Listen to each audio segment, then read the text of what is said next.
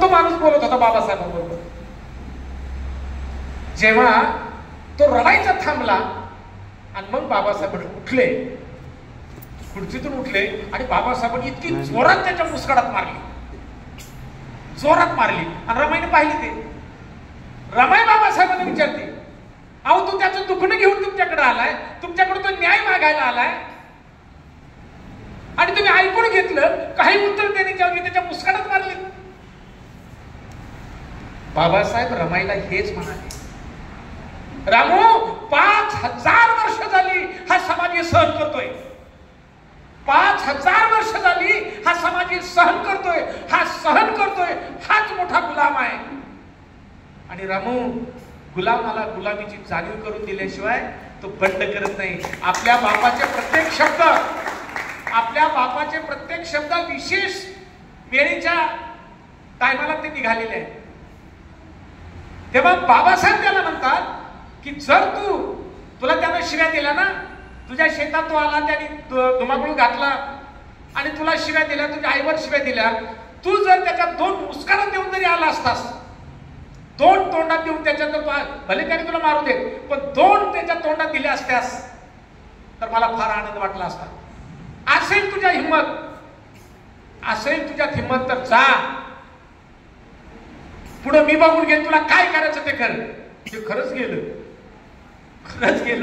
बाबासाहेबांना दुसऱ्या दिवशी फोन आला सातारवरनं, बाबासाहेब काल परवा तुमच्याकडे जो माणूस आला होता त्या माणसानं रात्री जाऊन त्या माणसाला मारून टाकले, काय करायचं.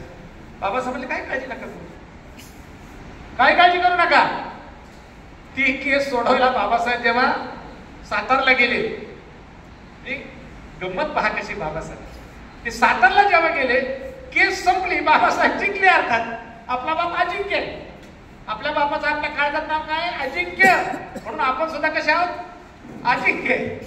केस जिंकली. बाबासाहेबांना संध्याकाळी जाणवलं की कर्मवीर भाऊराव पाटील यांनी सगळ्या जातीच्या मुलांसाठी एक बोर्डिंग काढले. ते बोर्डिंग त्यावेळेला होतं धन्नीच्या बागेमध्ये. आज धन्नीच्या बागेमध्ये ते बोर्डिंग आहे, पण आता काही नीट चालवत नाही. बाबासाहेब तसेच धन्नीच्या बागेत गेले. त्यावेळेला संध्याकाळचे 6:30-7 वाजले होते. सगळी मुलं जेवायला बसली होती. मटकीची उसळ केलेली होती आणि चटणी होती. बाबासाहेबांना मेथीची भाजी फार आवडायची, चटणी आवडायची. ती ठेवली, जेवत होते. बाबासाहेब नेमके तिथे गेले. तिथे गेल्याच्या नंतर बाबासाहेबांनी स्वतःच्या हातानं जे दिवसभर झाले माझ्याकडनं ते विसरले आणि बाबासाहेब त्या मुलांना जेवण वाढायला. आणि जेवण वाढता वाढता भाऊराव पाटील आले आणि भाऊराव पाटील, कर्मवीर भाऊराव पाटील बाबासाहेब म्हणतात, बाबासाहेब तुमची जेवणाची व्यवस्था आपल्या दोघांबरोबर मी केलेली आहे. बाबासाहेब म्हणले नाही, मी इथे जेवणार. अहो उभ्यानी, हो उभ्यानी. बाबासाहेबांनी उभ्यानी भाकर हातात घेतली, त्याच्यावरती चटणी टाकली आणि उभ्या उभ्या बाबासाहेब भाकर खातायत. त्या दिवशी ती भाकर खाल्ल्याच्या नंतर आपल्या बापाने त्यावेळेला 20 रुपये कर्मवीर भाऊराव पाटलांच्या त्या बोर्डिंगला दिले. त्यावेळेचे 20 रुपये म्हणजे आजचे 2 लाखाच्या पुढे, बरं 2 लाखाच्या पुढे 20 रुपये साधारण 75 पैसे किंवा 1.5 रुपये महिना होता पगार. 75 पैसे किंवा 1.5 रुपये पगार. आपल्या बापाने किती दिले? 20 रुपये. तुम्ही मला सांगा, जर आता बाबासाहेबांच्या डिग्र्या किती सगळ्यांना माहिती, MA, PhD, DSc, LLD, DLED, बाराटला, म्हणजे सगळ्या जवळजवळ 32 आहेत.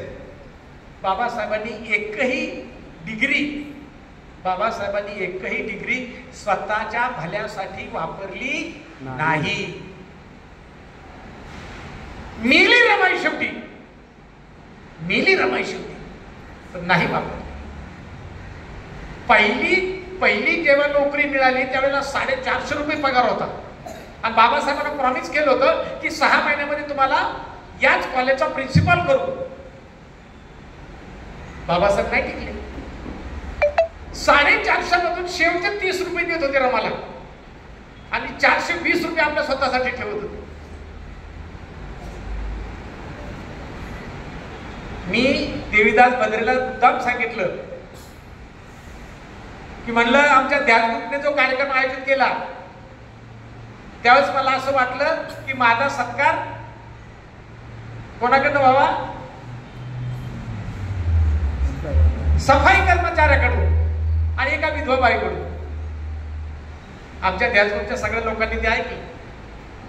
धम्मा इथं भोसलेबाई आहेत, किरण आहे, त्यांना फार मोठं बळ मिळावं यापुढे. आजही मी देवदासला सांगितलं, तुलाही सांगितलं किंवा म्हणला याच्या डोक्यात होतं की सत्कार कोणाच्या हातून करावा सारांचा. कारण आपण त्यांच्या दृष्टीकोनात आपण सामान्य माणसं आहोत. नांदेड ग्रुप म्हणजे सामान्य माणसं आहेत. मग आपल्यात कुठं कोण आणणार? एवढा मोठा माणूस आम्हाला नाही जमणार आणायला, म्हणजे पैसे घेतात. अरे म्हणलं असं नाही, नांदेड ग्रुपच्या सगळ्या महिलांकडून माझा सत्कार करा, मला सगळ्यात मोठं दे.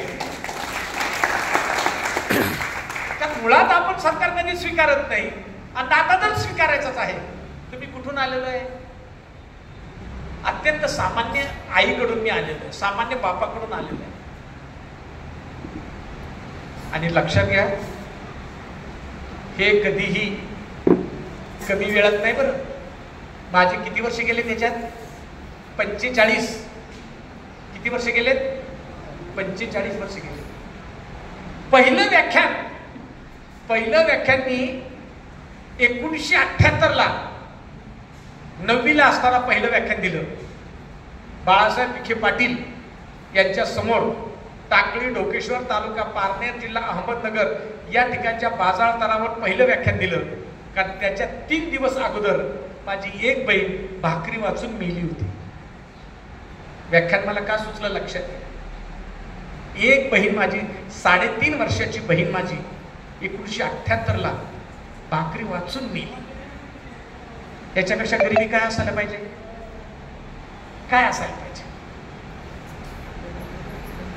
तिथून पुढे व्याख्यान सुरू झाली. नगरला असताना अचानक कोरोना बंद झाला आणि 12वीचं वर्ष दिवाळीपर्यंत काय हॉस्टेल होतं, पण दिवाळीवर नंतर परत जेव्हा कॉलेजला आलो तेव्हा हॉस्टेल बंद झालं. पण हॉस्टेल बंद झाल्यानंतर माझी घरच्यांची ऐकत नाही म्हणजे घरच्यांना भाकरच नाही. त्याच्यामुळे माझी काय सोय करणार आहे ते? 2 दिवस उपाशी राहिलो. कसा राहिलो माझं मलाच माहिती. 3ऱ्या दिवशी अहमदनगर जिल्ह्यातल्या शेवगाव तालुक्यातल्या जोहरापूर नावाचं गाव आहे. त्या गावात जाधव नावाचा एक मुलगा, आता तो जाधव आता नसरापूर बोरचं RR कॉलेज आहे, त्या RR कॉलेजला इंग्रजीचा प्राध्यापक आहे. 5 वेळा नापास झाला बरं का 10वीला इंग्रजीमध्ये. किती वेळा? 5 वेळा नापास झालेला सहदेव जाधव आता इंग्रजीचा प्राध्यापक आहे. त्याने एक आयडिया काढली. तो बोर्डिंगलाच होतो, त्याला भरपूर भूक लागली, मलाही भरपूर भूक लागली. त्याने एक आयडिया केली. म्हणला तुझ्या 5 पैसे आहेत का? म्हणलं 5 पैसे तर नाहीत. त्यांनी त्यावेळेला तो आज पाहिजे होता जवळ. त्यांनी त्यावेळेला त्याची ती एक सवय असायची, छोट्या चोऱ्या करायची त्याची सवय असायची. मग चोऱ्या कशाच्या करायच्या? वह्याच्या, पुस्तकाच्या, आणि त्या बाजारात विकायच्या आणि त्याचा पिक्चर पाहायचा. असं ते असं. त्यांनी 3 वह्या चोरल्या. त्या मित्रांनी 3 वह्या चोरल्या आणि 3 वह्या चोरून मग त्या आम्ही विकल्या. 15 पैसे आले. त्यातलं 5 पैशाचं त्याने कुंकू घेतलं. मला लय भूक लागली ना, चल म्हणलं तुला आता जेवायला घालतो. अहमदनगरला चितळे रोड मोठा आहे, तसा आपला लक्ष्मी रोड आहे, तसा चितळे रोड मोठा आहे. त्या रोडजवळ घोड्यांना पाणी पिण्यासाठी जागा आहे. कारण नगरमध्ये पूर्वी रिक्षा नव्हत्या, घोडा असायचा, टांगा असायचा. तर घोड्यांना पाणी पिण्याचं ठिकाण. पण तिथे गेलं, दोघांनी तोड घेतलं आणि मस्तपैकी त्यांनी कुंकू हातात घेतलं, ते भिजवलं, मला लावलं. सर म्हणला शेजारी लग्नाचा मोठा हॉल आहे, तिथं नेमकं लग्न होतं. तो म्हणला आता आपण बिंदास लग्नात घुसायचं. घुसलो लग्नात. आमचं लक्ष कशाला लग्नावर आहे? आमच्या पोटात आग पडली होती. तुम्हाला सगळ्यांना सांगतो, ढोबळे साहेब, किशोर, किरण, देवीदास सगळे आहेत. मल्हारी 2.5 दिवसाच्या उपवासानंतर जेव्हा बनावट तिळा लावून लग्नाला गेलो, त्या दिवशी एवढा जेवलो बाहेर आल्याच्या नंतर परत उलट्या झाल्या, सगळंच पडलं, पण मनसोक्त जेवतो. याच्यापेक्षा काय तुम्हाला तोंड देण्याची वेळ आली असं कुठं? मी कायम सांगतो, इथे रेल्वे स्टेशनला गांधीजीचा पुतळा आहे, पुतळ्याच्या समोर जे हॉटेल आहे श्रीकृष्ण पॅलेस, त्या ठिकाणी 83 साली पहिला वेटर मी होतो. आणि तो वेटरपणा कशावर होता? मुरीवर. मुरीचं काम सगळ्यात बेकार, कारण स्टेशन सारखं ठिकाण आहे, सारखे हे चालू राहतात गिरायक. तुला नवीन असेल आतापर्यंत फक्त विलाचं मित्र म्हणून तू पाहतेस, पण मुरीवर काम करणं सगळ्यात अवघड. कारण की भांडे विसरून टाकले, बशा विसरून टाकल्या, दुसऱ्या आल्या, ते टाकतो, दुसऱ्या आल्या. त्यावेळेला निरमा पावडर वापरायची, हाताला असे सोडल्यासारखं व्हायचं, पण भांडे चांगले धुता आले. तुम्ही चतुर्सुंगीला कधी गेला? चतुर्सुंगी देवीचं मंदिर आहे, त्याच्या साईडला त्यावेळेला फक्त 15 बंगले होते. किती बंगले होते?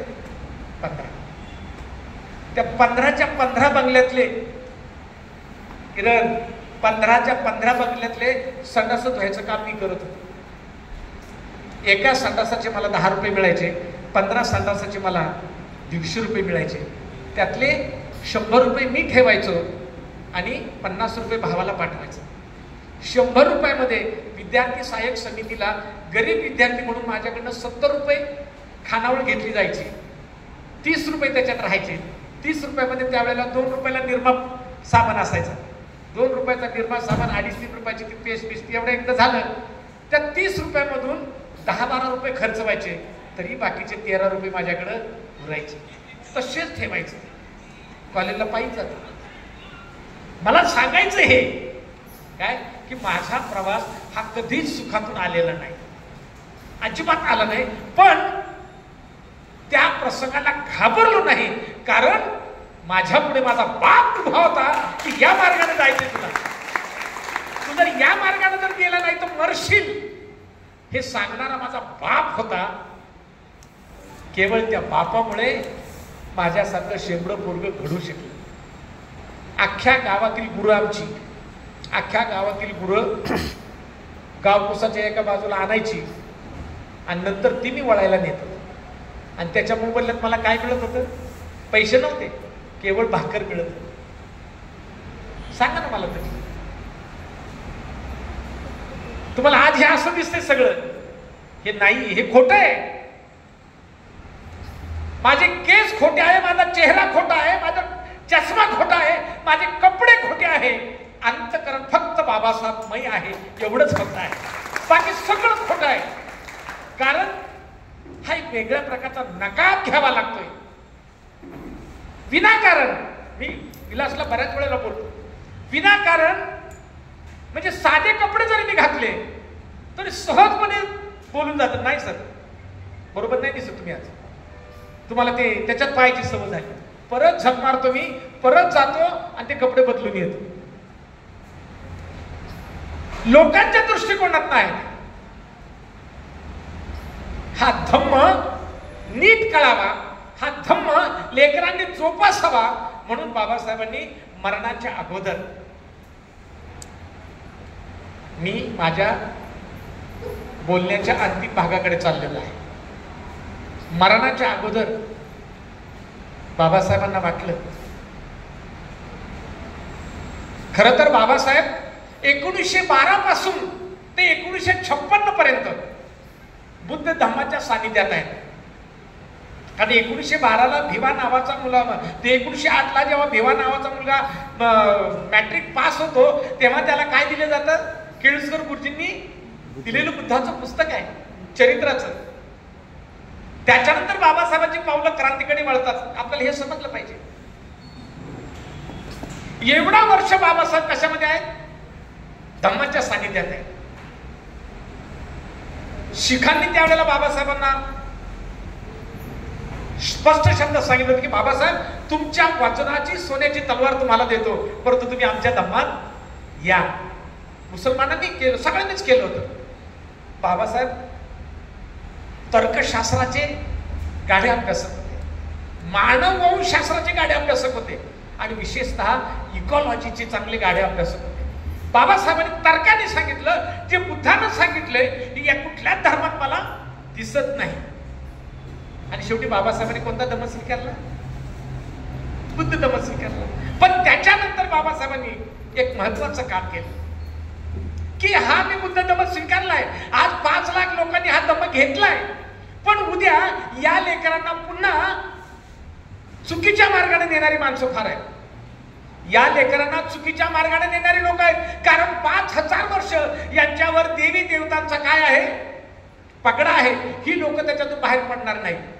म्हणून बाबासाहेबांनी रे जागून रात्रभर रात्र जागून, त्यावेळेला तुम्हाला माहिती आहे बाबासाहेबांचा आर्थरायटिस, बाबासाहेबांना 5 प्रकारचे आजार होते आणि वयानुसार ते आजार नंतर एवढे जीव खाऊन बाबासाहेबांच्या मागे लागले. खरं सांगतो तुम्हाला, लहानपूर्वी जसं भूक लागल्यानंतर रडतं ना मोठमोठ्याने, तसं बाबासाहेब रात्री 1:30-2 नंतर गुराढोरासारखे ओरडायचे. एवढं तो आर्थरायटिसचे जॉईंट जेवढे आहेत, बोटाचे जॉईंट, कोपराचा जॉईंट, कमरेचा जॉईंट, गुडघ्याचा जॉईंट, खाली पायाचा जॉईंट, हे जे जॉईंट आहेत हे जॉईंट इतके ठणकायचे, बाबासाहेब रात्री रडायचे अक्षरशः. आणि मग तिथून पुढे माईसाहेब बाबासाहेबांना त्या सगळ्या ट्रीटमेंट देऊन मालिश करून मग 5-5:30 वाजता बाबासाहेब थोडंसं झोपायचे, 6 वाजता उठायचे. बाकीचं एवढं असताना बाबासाहेबांनी शेवटच्या क्षणापर्यंत हा धम्म जे तुम्हाला मी दिलाय तो धम्म नीट चालवण्यासाठी तुम्हाला एक मार्गदर्शक तत्व दिलेलं आहे. एक मार्गदर्शक तत्व दिलेले की माझ्या लेकरांनी उद्याला या तत्वानुसार चालावं. आणि जगात नाही असं पुस्तक, जगात नाही, जगातल्या कुठल्याही राष्ट्राचा, मी बऱ्याचशा राष्ट्रातला धम्म पाहिलाय, त्याची चिकित्सा केली. आणि थायलंडच्या एका व्याख्यानात, भोसलेबाई त्याच्या साक्षीदार आहेत, थायलंडच्या व्याख्यानात मी हे बोललो होतो, थायलंडच्या व्याख्यानात हे बोललो होतो की प्रत्येक राष्ट्रामध्ये बुद्ध वेगवेगळ्या पद्धतीने पाळला जातो. थायलंडमध्ये वेगळा, कंबोडियामध्ये वेगळा, कोरियामध्ये वेगळा, जर्मनीत वेगळा, अमेरिकेत वेगळा, सगळीकडे वेगवेगळा. जर बुद्ध एक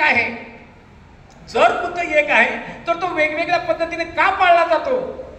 जगाला जर बुद्ध समजून घ्यायचा असेल, त्यावेळेला शब्द होता, जगाला जर बुद्ध समजून घ्यायचा असेल तर तो तुम्हाला बाबासाहेबांच्या चष्म्यातून समजून घ्यावा लागेल. आणि त्यासाठी तुम्हाला भारतीय बौद्ध महासभेच्या ट्रेनिंग प्रोजेक्ट मध्ये तुम्हाला यावं लागेल. तिथं ट्रेनिंग घेऊन मग तुम्हाला बुद्ध सांगता येईल. तसा बुद्ध सांगता येणार नाही. हे त्यावेळेचं वाक्य आहे. मध्यंतरीच्या काळामध्ये हेच वाक्य जास्त व्हॉट्सअपला येत होतं सगळीकडं.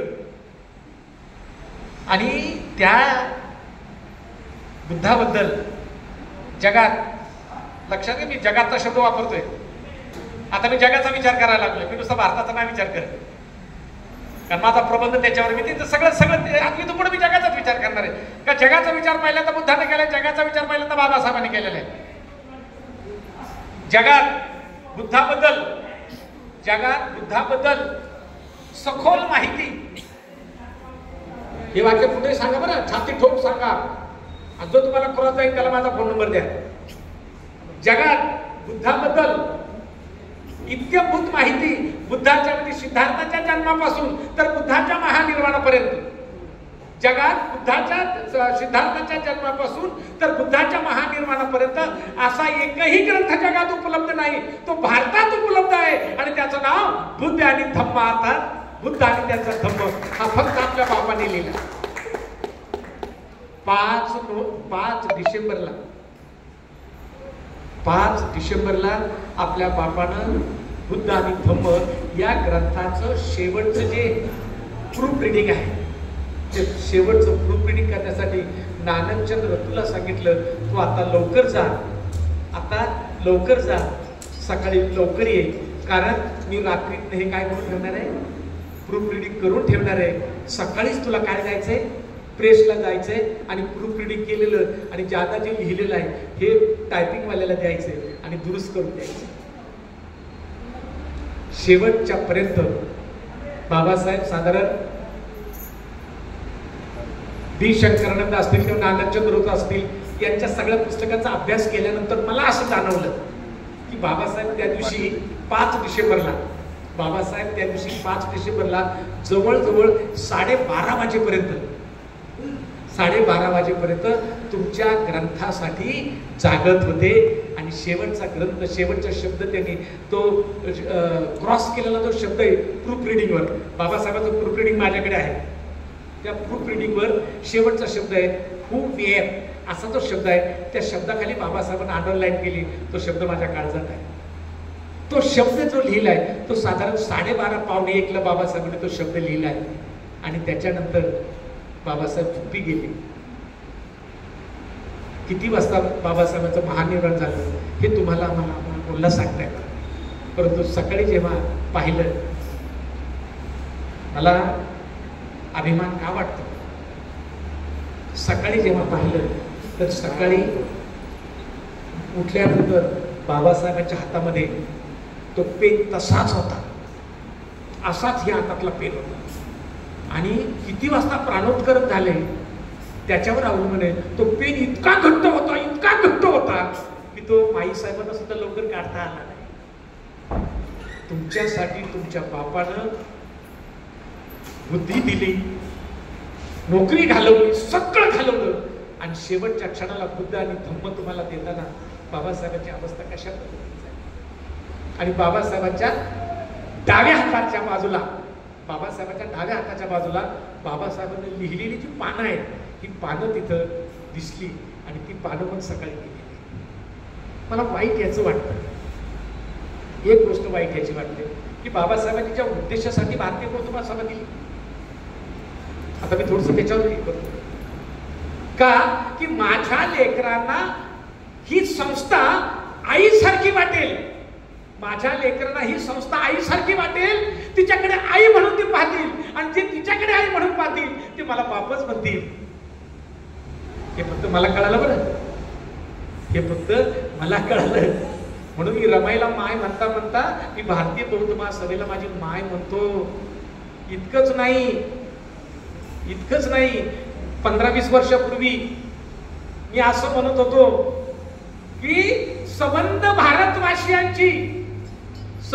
भारतवासियांची बौद्ध धर्माची माता कोण असेल तर ती मीराताई आंबेडकर मी असं म्हणत होतो परंतु भारतीय बौद्ध महासभेच्याच काही बिंडोक लोकांनी विरोध केला नाही म्हणजे असं नाही मीराताई नाही आई होऊ शकत म्हटलं बरं ठीक आहे आता तुला अक्कल नाही त्याचा मी काय करणार नाही होऊ शकत पण इथं संस्था तर माझी आई असेल हा म्हणले संस्थेबद्दल बोला तुम्ही पण आमची मीराताई आमचीच आई आहे अरे म्हणले रे बावळटपणा महापुरुष कोणाची प्रॉपर्टी असते का महापुरुष कोणाची प्रॉपर्टी असते अरे भाकर नसल्या माणसांची असते ज्यांना भाकर दिली त्यांची असते ज्याच्या अंगाला कपडा दिला त्यांची आई असते ना बाबासाहेब कोणाची प्रॉपर्टी बाबासाहेब या देशाची प्रॉपर्टी आहे या देशातल्या 140 कोटी लेकरांची माय सुद्धा बाबासाहेब आहे आणि बाप सुद्धा बाबासाहेब आहे आमच्यातलेच काही बिंडोक लोक फक्त आमच्या संस्थेला आमचं म्हणतात अरे भारतीय बौद्ध महासभा आपली एकट्याची नाहीये ती संपूर्ण भारतातल्या माणसांची आहे ढोबळे साहेब वाईट याचं वाटतं काय वाईट याचं वाटतं जे डॉक्टर भीमराव आंबेडकरांनाही मान्य नाही कारण भीमराव आंबेडकर हे म्हणतात की समविचारी लोकांना दमाचं काम करणाऱ्या लोकांना तो कुठल्या पक्षाचा आहे कुठल्या संस्थेचा आहे याचा विचार करू नका त्याला जवळ करा आणि भारतीय बौद्ध महासभेचे बिंडोक अधिकारी पदाधिकारी शब्द वापरलाय टाईप चाललं तिथं भारतीय बौद्ध महासभेचे काही बिंडोक लोक भीमराव यशवंतराव आंबेडकरांचं ऐकत नाही आणि ते माणसामध्ये केवळ आणि केवळ विष पेरण्याचं काम करतात संस्था त्याच्यामुळे आपल्या संस्थेला मोडकळी झाली आपले किती ग्रुप पडले 5 संस्था झाल्या आपल्या सांगा ना कोणी वाटोळ केलं भारतीय बौद्ध महासभेचं आता आम्ही तर बाहेर असून सुद्धा आपण जेव्हा इथं कार्यक्रम आयोजित करतो सगळ्यांना माहित आहे जेव्हा बागुल सर जागतिक धम्म दिनाचा कार्यक्रम आयोजित करतात तेव्हा या शहराचा भारतीय बौद्ध महासभेचा अध्यक्ष हा आमच्या कार्यक्रमाचा अध्यक्ष असतो. आम्ही त्यांना विनंती करतो की नाही, तुम्ही शहराचे अध्यक्ष या कार्यक्रमाचे अध्यक्ष पण तुम्हीच आहेत. विचारा सगळ्यांना. काल परवा सुद्धा एक बिंडोक माणूस, बोलू नये, तुमचा माझा त्याच्यावर विषय झाला. बरं, माहिताला गेलं तरी तेच बोलतात, माहिताला गेलं तरी दुसऱ्याबद्दल कुचेष्टा करून बोलतात.